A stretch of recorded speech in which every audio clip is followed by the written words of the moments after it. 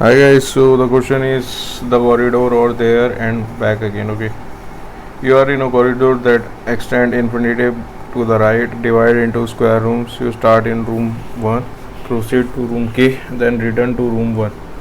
You can choose the value of K. Moving to the adjacent room takes 1 second. Additionally, there are end traps in the corridor. The I trap is located in the room DI and will be activated at SI seconds. Okay. After you enter the room DI, once the trap is activated, you cannot enter or exit room with that trap. Okay, that's cool. Determine the maximum value of K that allows you to travel from room 1 to room K and then return to room 1 safely. For instance, if n is equal to 1 and di is equal to 2, or d1 is equal to 2 and s1 is equal to 2, you can proceed to room K2 and return safely. The trap will activate at the moment 1 plus si is equal to 1 plus 2 will be 3. It can't prevent you to return back, but if you attempted to reach room K3, the trap will activate it at the moment and 1 plus si is equal to 1 plus 2 is equal to 3, preventing you to return. Okay, if the corridor will destroy, then you can't return to the K1. Okay, that's what it's saying. You would attempt to enter room 2 on your way back at the second 3. Okay, but the activated trap will block you. Any larger value for K is also not feasible, thus the answer K will be 2. Okay, so yeah, so how we are going to solve it, let me tell you the approach. Like you go to a forward trip. Okay, see what is saying, the corridor or there or back again. Okay, first you go a forward trip, like time at 0 start room 1. Okay, time at 1 enter room 2. Okay, trap start counting. Okay, time 2 leave the room. Okay, leave the room 2. Okay, reach the destination K is equal to 2. Okay, return trip. Now we are doing the return trip. In return trip, time 2 leave the room 2, time 3 enter the room 1. Okay, done. Trap activated at time 1 plus 2 is equal to what? 3. You left the room at time 2. Okay, re-enter at time. Okay, and wait. You don't re-enter the room 2. Okay, you have to remember that you went to 2 to 1 directly.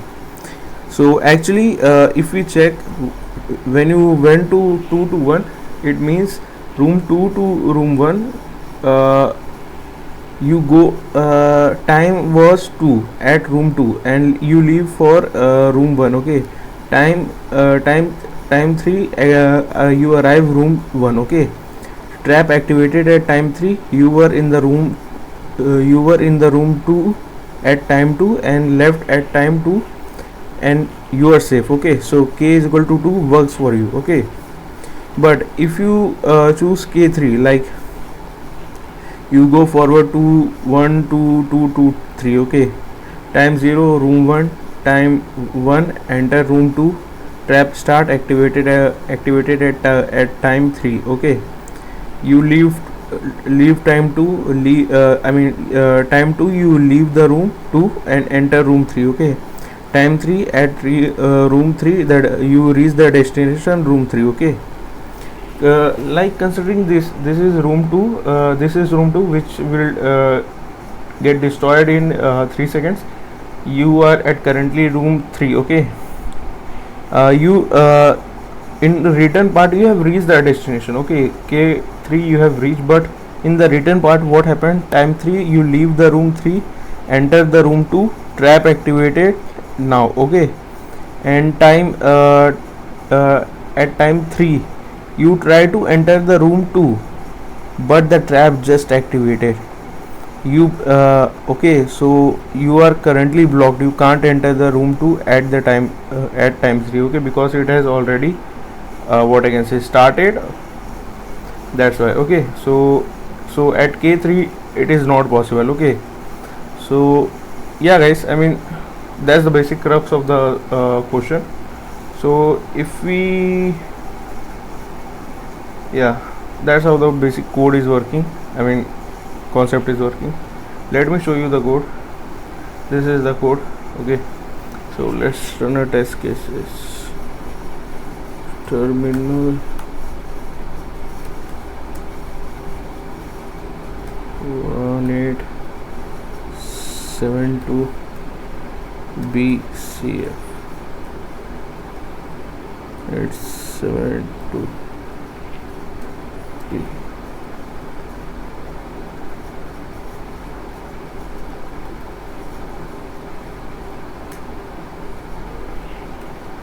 Let's run the test cases.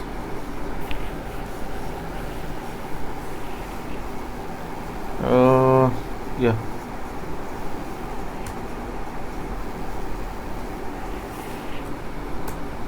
So yeah guys, it's working fine.